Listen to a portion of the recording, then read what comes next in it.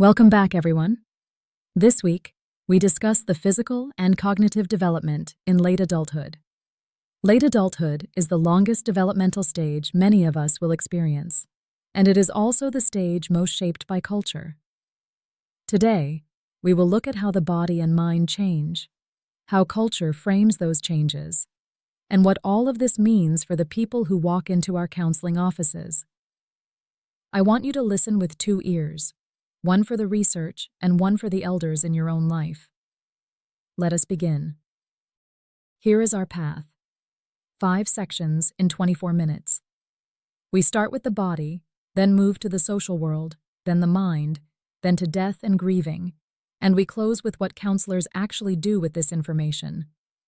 Throughout, I'm going to keep pulling on 3 threads: cross-cultural research, indigenous knowledge, and the experience of neurodivergent older adults. These threads are usually missing from textbooks on aging, and your future clients deserve better. Part 1. The body. I want you to set aside, for the next few minutes, the cultural script that says aging equals decline. The research tells a more interesting story. The body in late adulthood is not a body in decline. It is a body in adaptation. Cells slow down, senses dim, and at the same time, older adults develop strategies, social supports, and ways of moving through the world that younger adults rarely match. Hold both of those truths as we move through this section. 3 numbers to anchor us. The average U.S. life expectancy at birth is just over 77 years. By 2050, the World Health Organization estimates that 1 in 6 humans will be over the age of 65, and about 3/4 of older Americans live with 2 or more chronic conditions. Hold that last number gently. It does not mean older adults are sick. It means most older adults are managing something while still living full lives. The bottom band is the part most textbooks skip. Life expectancy varies by 7 to 10 years across racial and ethnic groups in this country. American Indian and Alaska Native communities carry the steepest gap, and the cause is not biology. The cause is structural. If you walk away from this slide remembering one thing, let it be that aging is shaped by the conditions a person has lived in for decades. When we say older adult, we are not describing a single group. We are describing several cohorts, each shaped by the historical moment in which it grew up. The boomers came up during the Civil Rights Movement, Vietnam, the AIDS epidemic, and the introduction of the birth control pill. They tend to be more comfortable talking about feelings than the previous generation. The silent generation, shaped by the Depression and World War II, often underreports symptoms and distrusts mental health services. The right side of the slide is the part I most want you to sit with. The mainstream U.S. story of aging as private decline is one cultural framing among many. Indigenous nations, East Asian communities, and West African traditions frame the older adult as someone who carries something the community needs. The framing matters. It shapes how the older adult lives and how they die. Why do we age? Science has not settled this question, but 4 lenses dominate the conversation. Wear and tear is the oldest. The body accumulates damage. Systems biology of aging suggests that the body has to triage. It cannot fix everything, so it prioritizes, and aging is what we see when those priorities fall behind. Caloric restriction has been shown in animal studies. Mice that eat less live longer. The human evidence is much more modest. And the newest lens, telomere and epigenetic theory, is the one I most want you to know about. Telomeres are the protective caps on our chromosomes. Chronic stress, racism, poverty, and adverse childhood experiences shorten them. Arlene Geronimus calls this weathering. The lived experience of inequity is etched into the cells. None of these theories stands alone. Aging is biological and biographical. Compression of morbidity is one of the most hopeful ideas in gerontology. We cannot stop death, but we can compress the years of illness into a smaller window near the end of life. People die from disease and illness, not from old age itself. What stretches the healthy years? Movement, plant-forward diet, sleep, social ties, and purpose. The Blue Zone's research, on the right, examined 5 places in the world where reaching 100 is unusually common: Okinawa, Sardinia, Nicoya, Ikaria, and Loma Linda. The researchers found that diet was only one of 9 factors. The strongest predictor across all 5 regions was social connection. Dan Buettner says it this way: "They did not find a single person over 100 who was alone." Hold that next to the next slide on ageism. The body changes from the outside in. Skin gets thinner, hair grays. Lentigo, sometimes called age spots, shows up on hands that have spent decades in the sun. The eye also changes. The lens thickens. Presbyopia is nearly universal by 60. Cataracts, glaucoma, and macular degeneration become more common, and they are treatable, but only if older adults can get to care. The body's ability to regulate fluids and blood pressure also slips. That is why an older adult may feel dizzy when they stand up too fast. That is orthostatic hypotension, and it is a leading cause of falls. Here is the metaphor I want you to hold. Think of the aging body the way you think of a well-loved house. The bones may settle. The wiring may need updating. The light through the windows is different now. The home is very much still in use. 1 in 3 older Americans has measurable hearing loss. By age 85, it is half. Hearing fades from the high frequencies down. Older adults often miss consonants but still catch vowels. They can hear that you are speaking. They cannot always tell what you said. Smell and taste fade as well. Sometimes that means undereating. Sometimes it means oversalting. Loss of smell can also be an early sign of Parkinson's disease. Touch and pain perception soften. Older adults can miss the heat of a stove, miss a fever, or miss a wound. The counselor's note is the one I want you to write down. Lynn and colleagues found that untreated hearing loss is one of the strongest modifiable risk factors for dementia. Sensory loss is not just a body issue. It is a mental health issue. 3 changes in muscles and bones to know. Sarcopenia is age-related muscle loss. It actually starts in our 30s and picks up after 60. The good news is that resistance training reverses most of it. Older adults can build muscle into their 90s. Osteoporosis is the bone density drop that hits hardest after menopause. Weight-bearing exercise, vitamin D, and calcium are still the best defense. Joints lose cartilage, and movement is, counterintuitively, the medicine. Stillness accelerates damage. Look at Margaret, 74. She fell, she got scared, she stopped moving, and within 4 months her body had outpaced her grief. When you sit with an older client who feels tired all the time, ask about movement before you ask about mood. They are connected.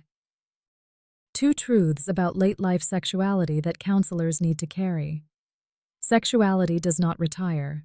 The bodies change, the relationships shift, but desire and intimacy remain part of human life into the 80s, 90s, and beyond. And yet older clients often tell me their physicians never ask. Their counselors never ask. So they assume something is wrong with them. On the women's side, menopause is the headline. Hot flashes, sleep disruption, mood shifts. Hormone therapy is back on the table after years of caution, with shared decision-making about cardiac and cancer risks. On the men's side, prostate enlargement is nearly universal. And erectile dysfunction is often the very first sign of cardiovascular disease, which means it is a symptom worth taking seriously, not a punchline. Ask the question. Older adults are waiting for someone to ask. 2 organs to track: the heart and the brain. Both follow the same rule. What we use, we keep. On the heart side, hypertension is the most modifiable cardiac risk factor in late life. And here is something rarely included in textbooks. Black Americans show earlier onset hypertension, that links to the chronic stress of discrimination, not to biology. The cardiovascular system is where systemic racism becomes a physical disease. On the brain side, the news is more hopeful. Dendrite growth slows, but does not stop. Neuroplasticity continues into the 90s. The brain rewires when given novel input. Bialystoc's research on bilingualism shows that speaking a second language delays cognitive decline by an average of 4 years. Music, dance, learning to cook a new cuisine, and taking up a new language. These are not hobbies. They are neurological investments. Part 2. The social dimensions of aging.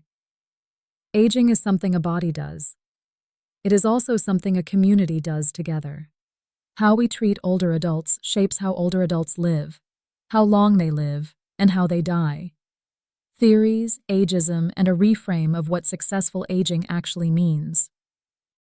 4 social theories of aging. I will move quickly. Lifespan developmental theory holds that older adults still want to exert control, even as their environments change beneath their feet. Role theory says that work, for many adults, is the central organizer of identity. So retirement is not just a financial event, it is an identity event. Exchange theory says people sustain relationships that feel rewarding and step away from relationships that feel costly. That sometimes looks like withdrawal. It is often a form of self-protection. Person-environment fit theory holds that aging well depends on the match between what an older adult can do and what their environment demands. Stairs become harder. Loud spaces become harder. The fit shifts, and we can either adjust the environment or the older adult disengages. Ageism is the most socially accepted prejudice in the United States. The World Health Organization's 2021 global survey found that 82% of older adults routinely experience it. Becca Levy's longitudinal research found that internalized ageism, the negative beliefs older adults hold about their own aging, shortens life by an average of 7.5 years. That is not a typo. The story we tell ourselves about aging shapes how long we live. Listen to the comments on the right side. They sound like compliments. You are still so sharp. My grandmother is so adorable. You do not look 75. Each one treats older as a baseline of less, and youth as the compliment. Pay attention to elder speak as well. The slow, loud, simplified voice we sometimes use with older adults. It feels kind. It is often condescending. Rowe and Kahn's 1997 model of successful aging asks 3 things: low disease, high function, active engagement. But Stowe and Cooney's critique is the part you need to hear. The Rowe and Kahn model centers on a particular kind of aging: white, middle class, independent, and able-bodied. Under that lens, almost any older adult with a disability or chronic illness is told they have failed. Indigenous and relational reframings ask different questions. Are you in the right relationship? Are you giving back? Are you connected to the land, to ceremony, to the younger people who depend on you? There is a Lakota teaching I keep coming back to. You become an elder by giving back, not by aging. That sentence shifts everything about what success in late life can mean. Part 3. The mind. The aging mind is not a fading mind. It is a different mind, with different strengths. Speed slows, knowledge deepens, memory shifts. And this is where the biggest myths live. So we are going to handle each one carefully. 2 kinds of intelligence: crystallized and fluid. Crystallized intelligence is everything you have accumulated: vocabulary, judgment, expertise, the ability to see a situation and know what is going on because you have been there before. This kind of intelligence continues to grow into the 70s. Wisdom research by Grossman and colleagues finds that it peaks in late midlife and stabilizes. Fluid intelligence encompasses processing speed and novel problem solving. This actually starts slowing in the late 20s. By late adulthood, working memory is the most affected. Here is the practical implication. An older adult solving an unfamiliar problem will be slower than they were at 30. The same older adult solving a familiar problem will often be sharper because they recognize the pattern. Both intelligences matter. The aging mind trades speed for depth. Memory is not a single thing. It is a set of systems, and they age at different rates. Working memory is the one that holds the most information in mind at once. It drops, and it is sensitive to noise and interruption. So the older adult who needs you to repeat yourself in a busy waiting room is not declining. They are filtering. Implicit memory, the kind that drives, knits, dances, beads regalia, holds up beautifully. The body remembers. And then there is the reminiscence bump. Older adults remember their teens and 20s most vividly. That is where the identity stories live. Language. Older adults keep their vocabulary and grammar, but the tip of the tongue moment becomes more frequent. That is a retrieval issue, not a loss. The index just has more entries to search. This slide is the one most aging textbooks skip, and your future clients need you to know it.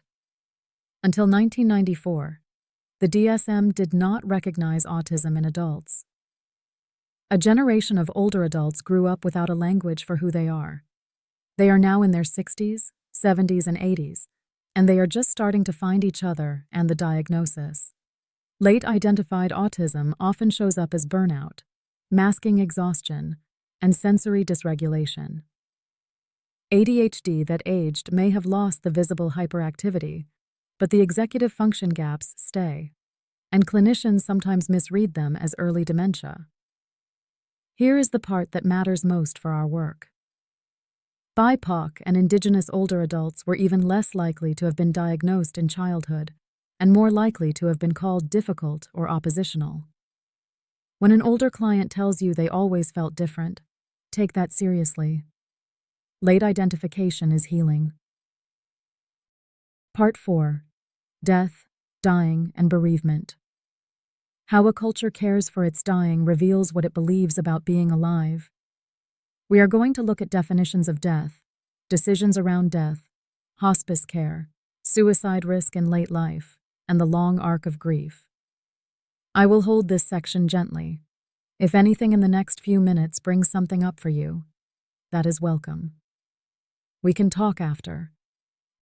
Defining death is harder than it sounds. Biologically, death is a process, not a moment. Brain, heart, and cell death happen on different timelines. Persistent vegetative state, the clinical diagnosis given when someone has lost intellectual activity and social ability for at least a month, is a category, not an endpoint. Culturally, death is even more variable. Mainstream U.S. culture medicalizes and hides death. About half of older Americans still die in hospitals. Many indigenous nations frame death as a passage. Ceremony, song, and family presence are not optional. They are how the person crosses over. And in many Latin American traditions, Dia de los Muertos honors the dead as ongoing presences. Grief and joy share the table. There is no single right way to die.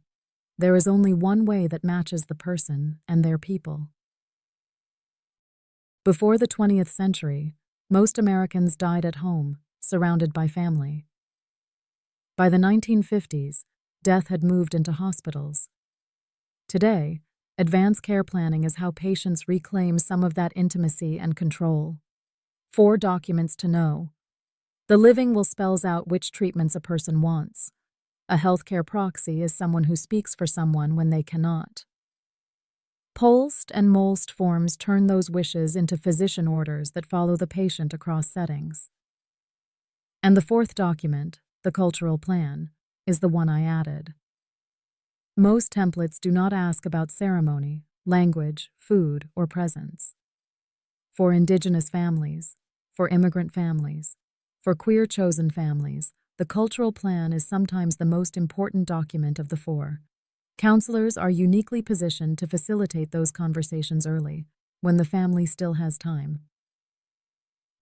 Hospice and palliative care are sometimes confused. Hospice supports patients and families when curative treatment is no longer the goal. Palliative care can be added at any stage of a serious illness, including alongside curative treatment. Both center comfort. 3 pillars: physical comfort, psychosocial support, and spiritual and cultural care. The third pillar is where chaplains and cultural liaisons sit. Hospice teams that include cultural liaisons see better outcomes for families. And the disparity at the bottom of the slide is important. Black, Latinx, and Indigenous patients use hospice at lower rates. The cause is not preference. It is distrust of medical systems, built over generations, and a shortage of culturally responsive providers. As counselors, we can advocate for both. Suicide rates in the United States are highest in adults 75 and older, especially among older men. This is the part most people are surprised by. The risk gets missed because older adults rarely use the word suicide. They say things like, "I am tired. I have lived enough. The family will be better off." We need to listen for those phrases. Risk factors: recent loss, especially the loss of a spouse; functional decline and chronic pain; social isolation, especially after retirement; access to firearms; untreated depression. Protective factors are the inverse: connection to family, faith, or community; sense of purpose; regular medical and counseling care; and direct, gentle screening by clinicians that the older adult trusts. Ask the question. Older adults are waiting for someone to ask. 3 words: bereavement, grief, and mourning. Bereavement is the state of having suffered a loss. The objective fact: grief is the internal response, the feelings, thoughts, and bodily sensations. Mourning is the outward expression, the ritual, the ceremony, the wearing of black, the food prepared, the songs sung. Older adults often experience bereavement overload, loss after loss after loss, accumulating, with each new loss reopening the older ones. The DSM-5-TR added prolonged grief disorder in 2022 to name grief that stays intensely disabling for more than 12 months after the loss. But hear me on this. Healthy grief still hurts. It changes shape. With social support, it usually loosens over 6 to 18 months. Cultural rituals are often the most durable medicine we have.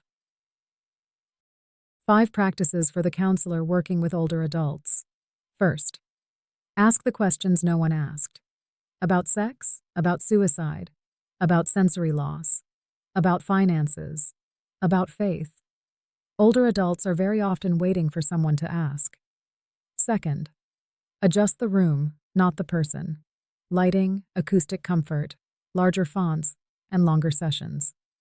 Universal design is not just for kids. It is gerontological care. Third, center the cultural plan. Build ceremony, language, and tradition into intake and into end-of-life conversations. Fourth, screen for late-identified neurodivergence, especially when an older client names a lifelong sense of being different. Fifth, honor the elder's role. Make space for the older adult to mentor, to teach, to contribute. Not as therapy, as personhood. Those 5 together are a humanistic, trauma-informed, culturally responsive practice. I want to close with a reflection. The Maya Angelou line. As I grew older, the world widened. That is not how the textbook chapter on late adulthood usually opens. The textbook tends to lead with loss. But the research, when you read it carefully, points the other way. The world can widen. Wisdom can deepen. Connection can sharpen. So a question to carry into next week, our final reflection. Who is the elder in your life who shaped how you understand growing older? What did they teach you that no textbook ever could? Bring that person, in your mind, into your future counseling room. They are part of the credential you are earning. Thank you for the work you have done this semester. References for the chapter in APA 7th edition format, slide 1 of 2. I will not read the citations aloud. The full list lives in the slide deck for your reference, and a copy will be posted to the course site after class. If you are working on your final assignment, the Geronimus and Levy references are particularly useful for the structural inequity and ageism arguments. References, slide 2 of 2. A diversity citation statement accompanies this list. As individuals with multiple invisible, marginalized identities, we are committed to ensuring that the works cited include authors from a wide range of backgrounds, including ability, race, ethnicity, gender, sexual orientation, religion, class, language, and communication. We recognize that these authors may carry such identities themselves. That is the end of the presentation. Thank you for your attention, and I will see you for our final synchronous session next week.